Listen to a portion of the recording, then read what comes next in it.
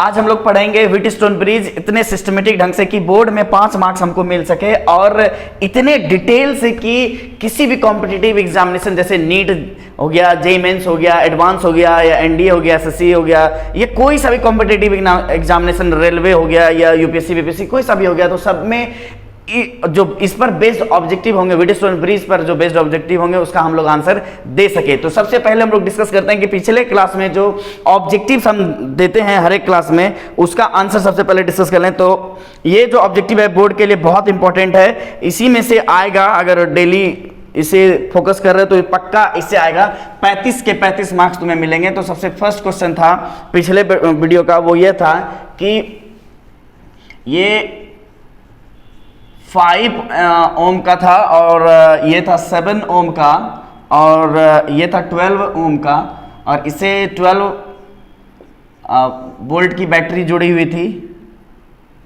12 volt की battery जुड़ी हुई थी। तो हमें बताना था कि 7 ओम वाले रेजिस्टर का जो वोल्टेज होगा वो क्या होगा, ये यहाँ का V वोल्टेज बताना था। तो बहुत ही इजी है इस तरीके से। तो हमको क्या चाहिए, अगर इस दो इंड के बीच का हमको रेजिस्टेंस पता है और हमको पता चल जाएगा इसमें करंट कितना फ्लो हो रहा है, तो सीधा यहां से V को सीधा IR ओम्स लॉ लगा करके निकाल लेंगे कि कितना वोल्टेज होगा इसके अक्रॉस।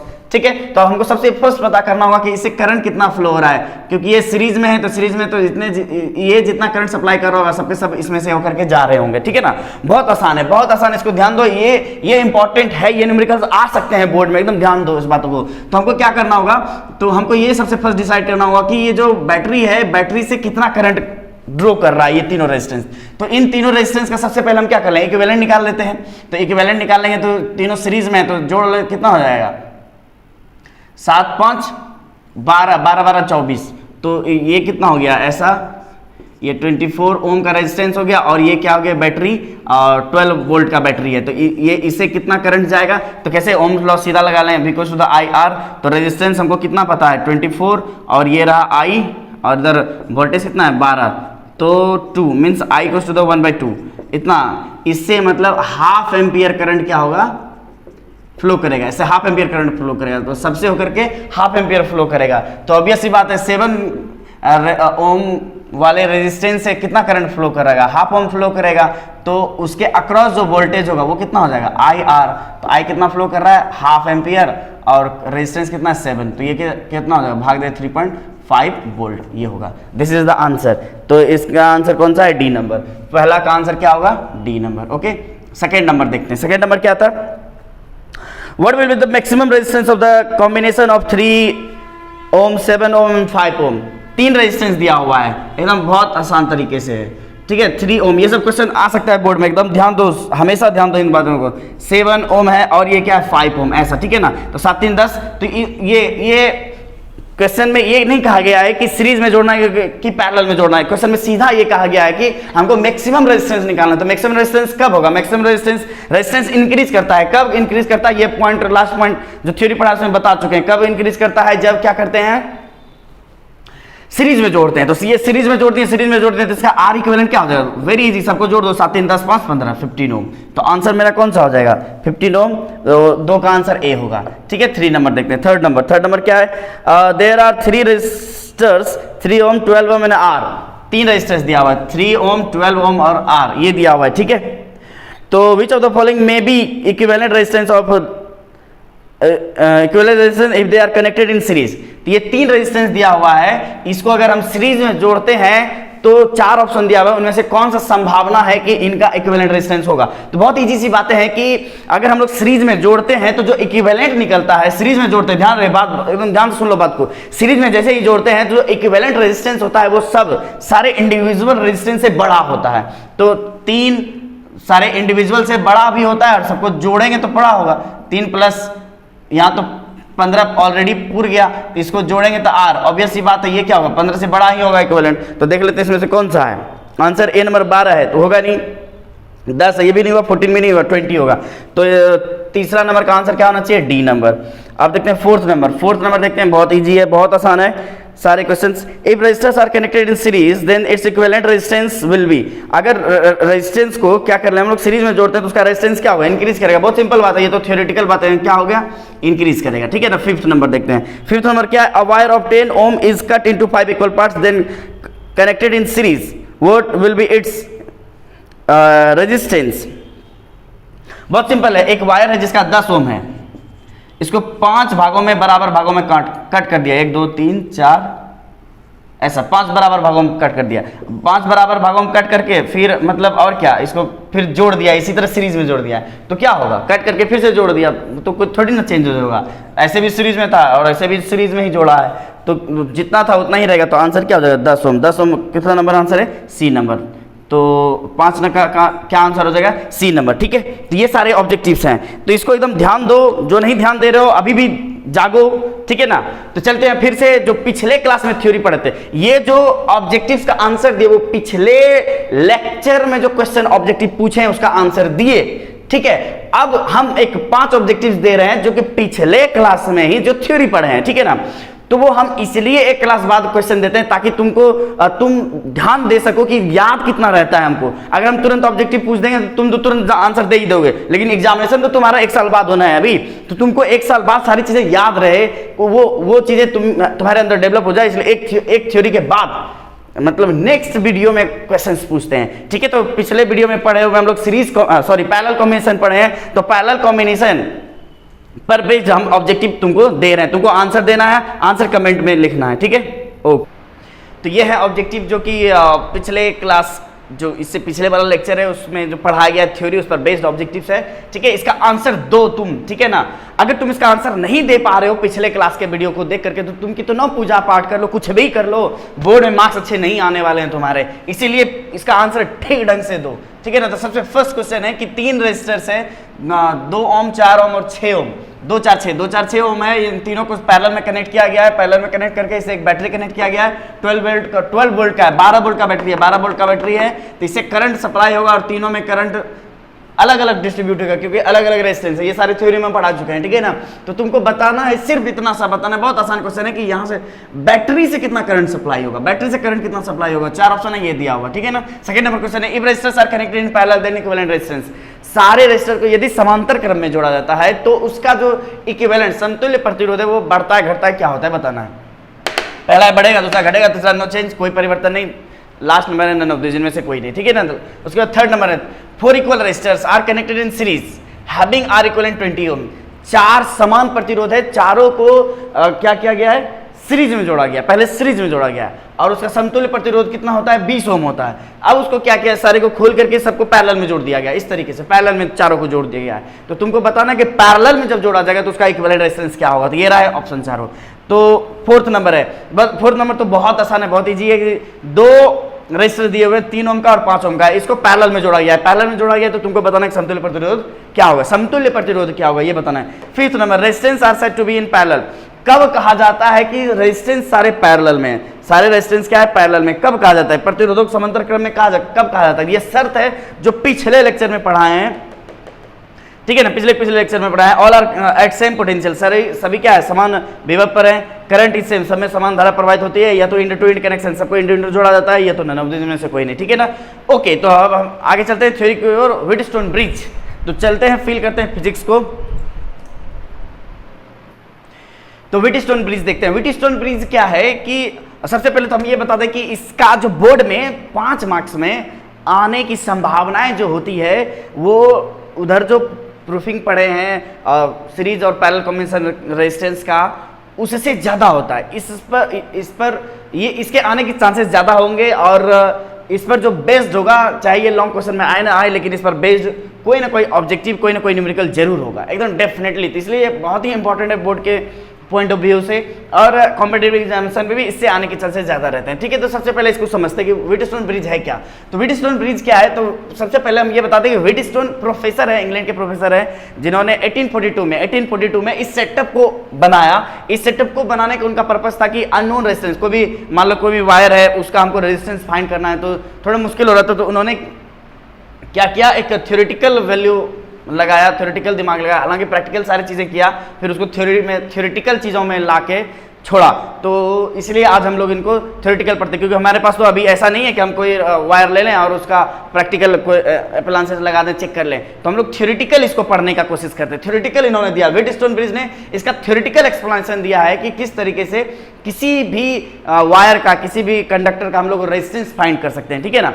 तो किसने किया था? व्हीटस्टोन प्रोफेसर व्हीटस्टोन ने। ध्यान रहे, प्रोफेसर व्हीटस्टोन इंग्लैंड के थे, 1842 में किया, 1842 में, ठीक है ना, ध्यान रहेगा। तो क्या है, तो उन्होंने क्या किया, एक ऐसा अरेंजमेंट है, इन्होंने अरेंजमेंट किया, किसका अरेंजमेंट किया? रजिस्टर का और गैल्वेनोमीटर, किसका? दो चीजों का, रजिस्टर और गैल्वेनोमीटर का इस तरीके से अरेंजमेंट किया जिसका प्रयोग हम लोग अननोन रेजिस्टेंस फाइंड करने में, अज्ञात प्रतिरोध को ज्ञात करने में करते हैं, ठीक है ना। उसी अरेंजमेंट को हम लोग क्या कहते हैं? व्हीटस्टोन ब्रिज कहते हैं। एक ऐसा अरेंजमेंट, हिंदी वाले लिख लें इसको फटाक से, एक ऐसा व्यवस्था, एक ऐसा अरेंजमेंट, ऐसे बोलते हैं, चार प्रतिरोधों और गैल्वेनोमीटर का, चार प्रतिरोधों और गैल्वेनोमीटर का एक ऐसा व्यवस्था जिसका प्रयोग अज्ञात प्रतिरोध को ज्ञात करने में करते हैं, उसी को व्हीटस्टोन ब्रिज कहते हैं। अगर इसका डेफिनेशन आ गया तो लिख देंगे ऐसी तरीके से, व्हीटस्टोन सेतु कहते हैं। हिंदी वाले लिख लेना, इंग्लिश वाले के लिए तो हम लिख दिए इट इज एन अरेंजमेंट, एक ऐसा अरेंजमेंट है ऑफ 4 रजिस्टर्स, 4 रजिस्टर का एक ऐसा अरेंजमेंट है, एंड अ गैल्वेनोमीटर, और एक गैल्वेनोमीटर का which is used to find unknown resistance. वही बात इंग्लिश में लिखा है, ऑफ अ रजिस्टर्स, ठीक है, ओके। और इसको ये अरेंजमेंट कैसा है? ऐसा अरेंजमेंट होता है 4। अब इसमें बहुत सारी बातों को ध्यान रखने के लिए है, जैसे तो सबसे फर्स्ट क्या, उसको जो नंबरिंग करेंगे ऐसे क्लॉकवाइज या एंटी क्लॉकवाइज, एक सिस्टम में करेंगे। तब अगर हमको प्रूफ करना है, कंडीशन निकालना होगा, तो हम लोग इस तरीके से सिस्टमेटिक ढंग से करेंगे, ठीक है। तो R1 R2 R3 R4 इस तरीके से लगाना, ऐसा नहीं कि R1 R2 R3 R4 इस तरीके से नहीं, उस तरीके से करेंगे तो फिर प्रूफिंग करने में गलत होगा और ध्यान रखने में प्रॉब्लम्स आएंगे, ठीक है। तो ये 4 रजिस्टर्स है, इसको इस प्रकार से कनेक्ट किया जाता है और बीच में से गैल्वेनोमीटर जोड़ दिया जाता है। तो यही सेटअप जो है व्हीटस्टोन ब्रिज कहलाता है। गैल्वेनोमीटर को पता है, गैल्वेनोमीटर, तो यहाँ पर जो एग्जामिनेशन में जो 2 पॉसिबल ऑब्जेक्टिव्स एकदम आएंगे, तो सबसे फर्स्ट क्या कि व्हीटस्टोन ब्रिज का क्या यूज है, तो व्हीटस्टोन ब्रिज का क्या यूज है, तो अननोन रेजिस्टेंस फाइंड करने में कई बार ऑब्जेक्टिव पूछा गया है। दूसरा गैल्वेनोमीटर क्या करता है? गैल्वेनोमीटर करंट मेजर करता है, मतलब डिटेक्ट करता है करंट है या नहीं है, ठीक है। तो यहाँ पर गैल्वेनोमीटर का यूज है सिर्फ इतना कि बताना कि करंट जा रहा है या नहीं जा रहा है, ठीक है। तो क्या इस तरीके से अरेंजमेंट किया जाता है, बैटरी कनेक्ट कर दिया जाता है, बैटरी कनेक्ट करके यहाँ से करंट भेजा जाता है, इनमें से कोई एक अननोन रेजिस्टेंस है, मान लेते हैं R3 अननोन है रेजिस्टेंस मेरा, अननोन रेजिस्टेंस, अज्ञात प्रतिरोध है ये, तो ज्ञात करना है इसका। तो सारा सेटअप कर देते हैं, गैल्वेनोमीटर सारा सेटअप करके R3 लगा दिए, ठीक है। फिर हम धीरे धीरे इन सबको अरेंज करते हैं, इनके रेजिस्टेंस को धीरे धीरे एडजस्ट करते हैं, ठीक है। और एक ऐसा वक्त आता है जिस वक्त की इससे गैल्वेनोमीटर से फ्लो होने वाला करंट क्या हो जाता है? जीरो हो जाता है, ठीक है। तब उस वक्त ही एक इक्वेशन अभी ड्राइव करके देंगे जिससे हम लोग फाइंड कर लेंगे। अच्छा फिर से रिपीट करते एक बार। तो होता क्या है इसमें कि ये 4 रजिस्टर्स इस तरीके से कनेक्ट कर दिया जाते हैं, गैल्वेनोमीटर इस तरीके से कनेक्ट कर दिया जाता है। जिस एंड से गैल्वेनोमीटर कनेक्ट किया जाता है उस एंड को, मतलब उस आर्म को हम लोग क्या कहते हैं? गैल्वेनोमीटर आर्म, गैल्वेनोमीटर भुजा कहते हैं, बीडी गैल्वेनोमीटर भुजा कहते हैं। AC जिससे कि बैटरी जोड़ा जाता है वो क्या कहलाता है? बैटरी अंदर में भी जोड़ सकते हैं ऐसे कुछ इस प्रकार से, तो ध्यान रखना है, कुछ इस प्रकार से ये भी कनेक्ट कर सकते हैं ऐसे। इसका मतलब भी वही हुआ, ऐसा नहीं कि सिर्फ बाहर में ही जुड़ा रहेगा, किसी भी तरीके से जुड़ा हुआ रह सकता है, ठीक है। इस बात का ध्यान रखना है हमेशा, ठीक। तो AC को हम लोग क्या कहते हैं? बैटरी आर्म, बैटरी भुजा, क्योंकि उसमें बैटरी कनेक्टेड रहता है, ठीक है, ओके। अब पहले करंट का डिस्ट्रीब्यूशन कर लेते हैं। करंट जैसे यहाँ से आएगा तो ये I करंट यहाँ तक पहुँचा, तो मान लें अगर इधर I1 करंट भेज दें, हाँ इधर I1 ही भेज देते हैं, I1 करंट छोटा छोटा लिख देते हैं R1। अगर उधर I1 करंट भेज दिए तो इधर इस वाले R में कितना करंट जाएगा? I माइनस I1 इस वाले में, ठीक है। अब यहाँ जैसे ही I1 करंट आएगा तो उसको 2 रास्ता मिलेगा, एक इधर जाने का, इधर जाने का। तो इधर मान लेते हैं IG करंट गया, IG मतलब गैल्वेनोमीटर तो इसलिए G नाम दे दिया, IG करंट गया, तो इधर बचा हुआ करंट जाएगा I1 माइनस जी, ऐसा जाएगा, ठीक है, I1 माइनस आई जी, ऐसा करंट, फिर ये करंट इधर से आएगा और इधर से आई जी मिलेगा, तो इधर से आई जी आया और इधर से आई माइनस आई वन आया, तो दोनों जुट करके क्या होगा, ध्यान दे दें, इधर से आई माइनस आई वन आया और इधर से आई जी आया, सबको जोड़ देंगे तो क्या होगा, आई माइनस आई वन प्लस आई जी, इतना करंट जाएगा, और इधर से आई वन माइनस आई जी, इन दोनों करंट यहाँ करके मिल जाएंगे, तो टोटल सबको अगर जोड़ते हैं तो फिर वही आई करंट मेरा निकल जाता है बाहर, ठीक है। तो इस तरीके से थोड़ा अरेंजमेंट करना होगा प्रूफिंग करने वक्त, ठीक है, ये बात को ध्यान रखना है, हर वक्त ध्यान रखना है। तो अब देखते हैं क्या होता है कहानी। तो ये व्हीटस्टोन ब्रिज हो गया और करंट भी हम फ्लो करा दिया। तो अब व्हीटस्टोन ब्रिज को दो तरीके से बांट सकते हैं Wheatstone bridge, balance Wheatstone bridge और अनबैलेंस व्हीटस्टोन ब्रिज। तो क्या किया जाता है, जैसे ही अननोन रेजिस्टेंस से कनेक्ट कर देते हैं तो R1, R4, R2 को कुछ इस तरीके से अरेंज किया जाता है कि इसमें फ्लो होने वाला करंट, गैल्वेनोमीटर से फ्लो होने वाला करंट जीरो हो जाता है, मतलब गैल्वेनोमीटर कोई डिफ्लेक्शन शो नहीं करता। अगर सिंपली सीधा कनेक्ट कर दे तो गैल्वेनोमीटर डिफ्लेक्शन शो करेगा, क्योंकि ये रास्ता है ही, ये रास्ता है जाने का, ये रास्ता है ना जाने का, ये रास्ता अगर है जाने का मतलब करंट इधर से जाएगा, पक्का जाएगा, क्योंकि करंट को एक कंडक्टर वाला रास्ता चाहिए, तो गैल्वेनोमीटर कंडक्टर का रास्ता है तो जाएगा ही, पक्का जाएगा। तो इसको जैसे ये रास्ता जा रहा है, इससे भी इधर से भी करंट जाएगा और इधर से भी करंट जाएगा, लेकिन एक ऐसा सेटअप होता है, एक ऐसा अरेंजमेंट इस R1, R4 और R2 का अरेंज करने से तो क्या होता है, इसमें फ्लो होने वाला करंट जीरो हो जाता है, मतलब B और D सेम पोटेंशियल पर होता है। अगर सेम पोटेंशियल पर होता है तभी ना करंट फ्लो नहीं करेगा, तो उस स्थिति में कहलाता है बैलेंस्ड व्हीटस्टोन ब्रिज। और हम लोग जो 5 मार्क्स में ड्राइव करेंगे वो इसी का बैलेंस्ड व्हीटस्टोन ब्रिज का कंडीशन ड्राइव करके निकालेंगे, जो कि एग्जाम में 5 मार्क्स में आएगा। तो व्हीटस्टोन ब्रिज बैलेंस्ड कब कहेंगे, जब क्या हो, गैल्वेनोमीटर से फ्लो होने वाला करंट जीरो हो। इसको अगर डेफिनेशन में लिखना हो तो क्या कहेंगे, व्हीटस्टोन ब्रिज कब कहेंगे कि वैसे व्हीटस्टोन ब्रिज जिसमें गैल्वेनोमीटर में फ्लो होने वाला करंट, गैल्वेनोमीटर से होकर जाने वाला धारा जीरो हो, उसी को ही क्या कहेंगे, संतुलित व्हीटस्टोन सेतु कहेंगे, ठीक है ना।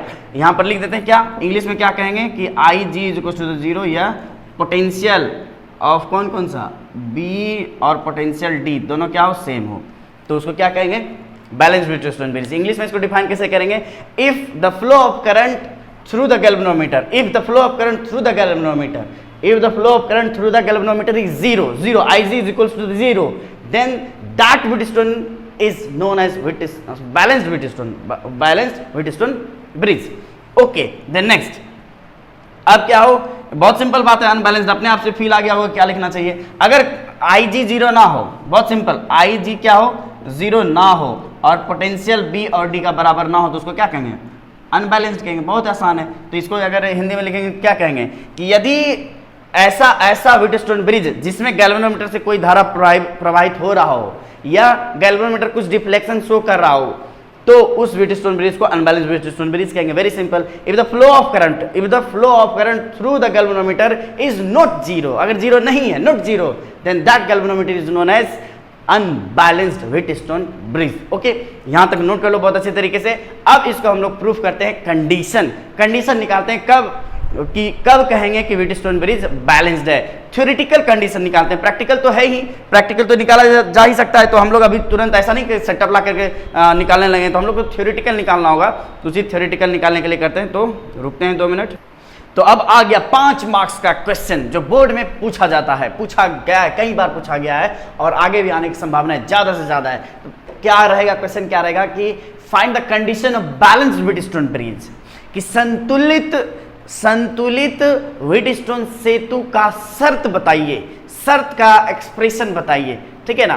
तो या तो सीधा बैलेंस नहीं भी बोलेगा, सीधा अगर व्हीटस्टोन ब्रिज सिर्फ बोलेगा तो हमको समझ जाना है कि बैलेंस व्हीटस्टोन ब्रिज ही कहा जा रहा है, ठीक है ना। तो अगर बैलेंस नहीं रहेगा तो कुछ बोलेगा ही नहीं, सीधा कहेगा कि ये एक सर्किट है, ठीक है। क्वेश्चन में अगर सीधा बोल दिया कि एक सर्किट है, इसका मतलब वो व्हीटस्टोन ब्रिज नहीं है। या हमको चेक करना होगा, जो भी सर्किट गिवन है तो उसमें अभी जो ड्राइव करके निकाल लेंगे उस एक्सप्रेशन से चेक करना होगा कि वो बैलेंस्ड है या नहीं है। बैलेंस्ड होगा तो क्वेश्चन आसान हो जाएगा, अनबैलेंस्ड होगा तो फिर तो लेंथी क्वेश्चन होगा। तो पहले तो ये लाइन एडिंग लगा करके इस बड़े से फिगर को अच्छे से फ्रेश फिगर बनाना है। हम छोटा सा बनाए थे तभी को थोड़ी देर पहले ही उसी फिगर को यूज कर ले रहे हैं। तो तुम लोग थोड़ा फ्रेश बड़ा फिगर फिर से बना लेना इसमें। तो इसमें देखो क्या किए हैं, R1 R2 R3 R4 एक ऑर्डर में कनेक्टेड है, ऐसा नहीं जैसे तैसे R1 R2 R3 R4, ऐसा नहीं करना है, सीधा एक क्रम में जाना, या तो ऐसे या तो ऐसे, ठीक है। उसके बाद दूसरा बीच में गैल्वेनोमीटर जुड़ा हुआ है, ठीक है। यहां से करंट मेन है कंडीशन, यहां पर करंट का भेजना, करंट यहां से हम आई करंट भेजे हैं, आई करंट गया, ये आई करंट दो रास्तों में बढ़ गया, तो कुछ इधर जाएगा कुछ इधर जाएगा, तो मान लीजिए इधर आई बन गया, ये पॉइंट ए है, ये सब पता है, ए बी सी डी ये सब पता है, यहाँ से आई बन गया, तो और तो बचा हुआ करंट आई में से आई वन चला गया, तो आई माइनस आई वन ही ना इधर जाएगा, तो ये रहा आई माइनस आई वन, इधर यहाँ आ गया, और यहाँ पर जैसे ही आई वन पहुँचा तो उसको दो रास्ता मिला, एक इधर, ठीक है, गैल्वेनोमीटर में जाने के लिए, तो उसका नाम आई जी दे दिए थे, और इधर आई वन माइनस आई जी, ठीक है। फिर इधर से यहाँ से इधर से भी आएगा, इधर से आएगा, दोनों जुट करके फिर इधर जाएगा, तो ऐसा होगा, ठीक है। नेक्स्ट सिंपल कंडीशन बताया, अभी नहीं किया है कि यहाँ पर आई जी 0 हो जाएगा। खैर अब इसी बात को हमको लिखना पड़ेगा। Consider 4 resistors of resistance R1 R2 and R3 and R4 and a galvanometer are arranged as shown in figure, ठीक है। It is balanced and we have to find its condition. क्या है? बहुत आसान है कि R1 हिंदी वाले लिखो, R1, R2, R3 एवं R4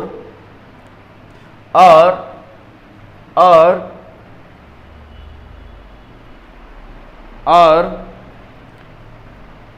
एक गैल्वेनोमीटर लेते हैं, फिर से बोल देते हैं, R1, R2, R3 एवं R4 वाला प्रतिरोध और एक गैल्वेनोमीटर लेते हैं जैसा कि चित्र में दिखाया गया है, ठीक है, लेते हैं और उसे व्यवस्थित करते हैं जैसा कि चित्र में दिखाया गया है, ठीक। यह संतुलित स्थिति में है, यह संतुलित स्थिति में है, इसका हमें शर्त ज्ञात करना है, इसका हमें शर्त ज्ञात करना है। Consider 4 resistors of resistance R1, ये लिख लोगे, बहुत आसान है, ये बात हम कई बार डिस्कस कर चुके हैं। अब हमको प्रूफ करना है या ड्राइव करके निकालना है, तो कैसे करेंगे? बहुत आसान, बहुत ही इजी। तो ये बैलेंस कंडीशन है, बैलेंस्ड है मतलब इधर ऐसा करके चाहो तो लिख सकते हो, बैलेंस मतलब आई जी बराबर क्या होगा? 0, ऐसा है। And we have to find condition, हमको शर्त निकालना है। तो बहुत ही आसान मेथड है, बहुत इजी। तो हम क्या करें? Kirchhoff's voltage law. अब किरचॉफ्स वोल्टेज लॉ जिनको याद नहीं है तो वो किरचॉफ्स वोल्टेज लॉ जाकर के पहले पढ़ लो, तब यहाँ पर से आगे बढ़ना। किरचॉफ्स वोल्टेज लॉ बहुत ही सटीक तरीके से आना चाहिए यहाँ पर लगाने के लिए, ठीक है ना। तो किरचॉफ्स वोल्टेज लॉ चलते हैं। तो दो क्लोज लूप दिख रहा है हमको, इन दो क्लोज लूप में हम किरचॉफ्स वोल्टेज लॉ लगा देंगे, फिर बहुत कुछ आएगा, फिर उससे ड्राइव करेंगे। तो सबसे फर्स्ट करते हैं applying Kirchhoff's voltage law KVL in close loop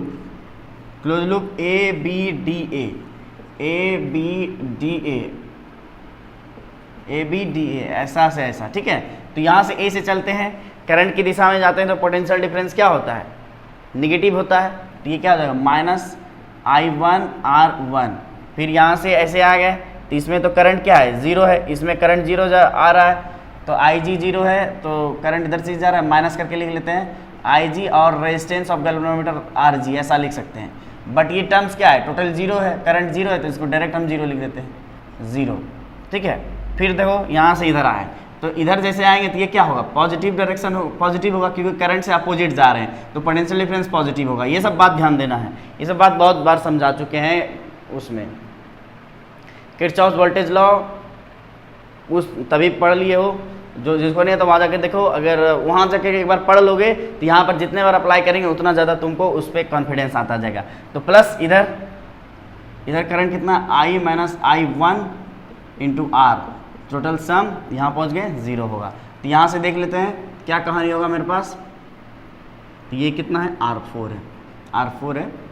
तो क्या करें -I1R1, यहाँ से -I1 R लिख दिए, R4, ठीक है। ऐसा यहाँ पर I1 है और प्लस I/R4 बराबर 0। ये चीज़ निकल के आ रहा है मेरे पास। तो ऐसा क्यों करें, हम ऐसा कर लें, ये प्लस में है, इसको उस साइड भेज देते हैं, तो मेरे पास क्या हो जाएगा, i minus I one into R four is equal to I1 R1, ठीक है। तो इसको उधर भेज दें, इसको इधर भेज दें, तो i minus I one by I one is equal to R1 by R4। इसको मान लेते हैं equation first, I1 bye I4। Hindi में यहाँ पर लिख लें, बंद पास ABDA में KVL लगाने पर, ये बात लिख लें। हिंदी वाले लिखेंगे, सब लोग लिखेंगे, इंग्लिश वाले इंग्लिश लिखेंगे, हिंदी वाले हिंदी लिखेंगे एकदम। ऐसा नहीं कि हिंदी वाले दोनों छाप लेना, मिल रहा है फ्री में, जो मिल रहा है लिख लो एकदम, वैसा नहीं। हिंदी वाले हिंदी में ही लिखेंगे एकदम बस, ऐसा नहीं कि एग्जाम में बस लिख देना बस हो जाएगा, मार्क्स कट जाएगा। ये अननोन रेजिस्टेंस तो पता है ही, हो ही गया, तुम लोग इसको मिटा देते हैं। उसके बाद दूसरा इसमें लगाते हैं, इसमें तो कहाँ से, यहीं से सी से लगाते हैं, applying KVL in close loop, कौन सा है, कैसे घूमे, ऐसे घूमे, CDBC। तुम लोग भी हिंदी में लिखोगे, हिंदी वाले क्या लिखोगे, बंद पास CDBC में KVL लगाने पर, KVL लगाएंगे, तो KVL लगाते हैं, यहीं से चलते हैं इधर से, तो करंट के अपोजिट डायरेक्शन में जा रहे हैं, अपोजिट डायरेक्शन में जा रहा है मतलब क्या होना, पॉजिटिव होना है, ठीक है। तो यहाँ पर क्या लिख लें, IG तो जीरो का क्योंकि बैलेंस कंडीशन है, तो I minus I one direct लिख लेते हैं, इंटू R3 पॉजिटिव होगा, फिर इधर से जाएंगे, ये तो ज़ीरो होगा क्योंकि IG ही जीरो, फिर इधर निगेटिव होगा, तो यहाँ पर minus I1 minus IG terms भी जीरो होगा। एक बार IG लिख भी दे सकते हैं, छोड़ो IG जीरो है ही तो सीधा उसको छोड़ के ही लिख रहे हैं, या तुम चाहो तो एक बार IG बैठा देना फिर IG को ज़ीरो कर देना, कर सकते हो ऐसा, no issue. I1 minus IG zero हो गया, तो इसके साथ क्या मल्टीप्लाई कर देंगे, R2, this will be zero, total sum zero. यहाँ पहुँच गए C पर, तो ये है KVL लगा दिए। तो फिर क्या करें, इसको उधर भेज दें और इसको इधर लिखें, I minus I one R3 is equal to I1 R2, ठीक है। तो ये वाला कंडीशन मेरे पास फिर से मिल गया, I minus I one by I one is equal to, ये उधर भेज दें R2 by R3, this is equation second. तो ये देखते हैं दोनों में कॉमन आ गया, ठीक है, इक्वेशन फर्स्ट एंड सेकेंड में, ठीक है। तो यहाँ पर लिखते हैं from equation first and second, from equation first and second, Hindi में लिख लेंगे समीकरण पहला एवं दूसरा से, ठीक है।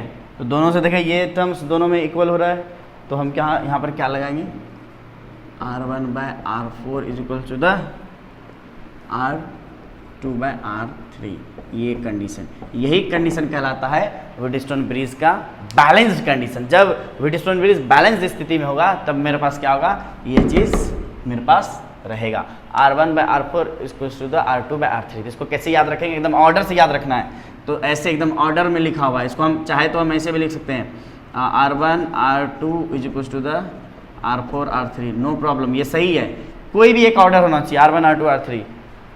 अगर उल्टा पुल्टा होगा तो वो नहीं होगा, जैसे R1 by R4 R3 bye R2, ये नहीं हुआ, 1 2 उधर चला गया, नहीं, ये नहीं होगा। जब भी ऑर्डर गड़बड़ाएगा तो नहीं होना।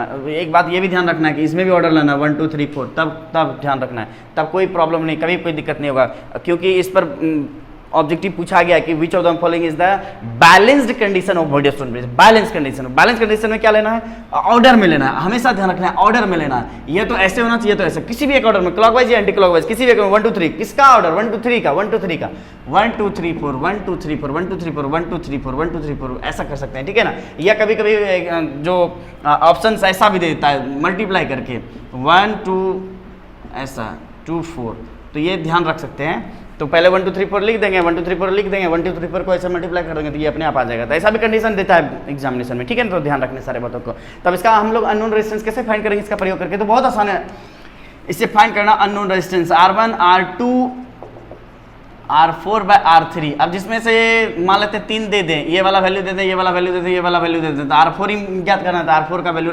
निकालना होगा तो आराम से निकल जाएगा इधर से, ठीक है ना। बहुत आसान होगा इससे निकालना के लिए रेजिस्टेंस, अननोन रेजिस्टेंस का वैल्यू। ये थ्योरेटिकल वैल्यू, थ्योरेटिकल हम लोग बहुत ईजी निकाल सकते हैं अननोन रेजिस्टेंस का, रेजिस्टर्स का रेजिस्टेंस, ठीक है। ओके ओके, मिलते हैं फिर नेक्स्ट क्लास में। नेक्स्ट क्लास में इस पर, इस थ्योरी पर बेस्ड ऑब्जेक्टिव्स, 5 ऑब्जेक्टिव्स देंगे, उस ऑब्जेक्टिव्स को तुमको करना है और फील करना है उस ऑब्जेक्टिव्स को, ताकि तुम बोर्ड में इस पर बेस्ड कोई सा भी क्वेश्चन हो तो तुम सॉल्व कर सको। ओके, मिलते हैं नेक्स्ट क्लास में। Till then be happy, be chill, thank you.